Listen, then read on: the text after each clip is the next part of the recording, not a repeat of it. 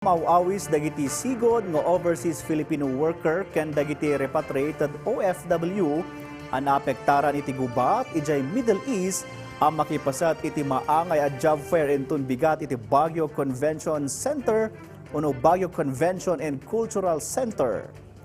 Sigon iti Department of Migrant Workers Cordillera jaya dati na dumadubang nga assistance ken information dissemination para kadagiti OFW.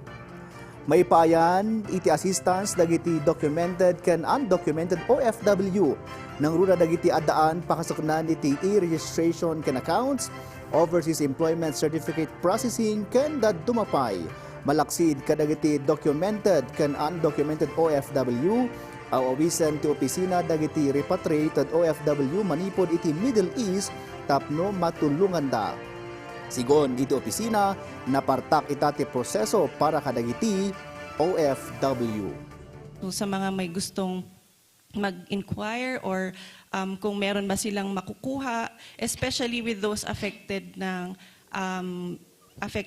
crisis, ng Middle East crisis, we would also encourage na kung kayo po ay yung isa sa mga na-repatriate or yung mga naapektuhan, please come visit us so that we could see also what we could do to help you.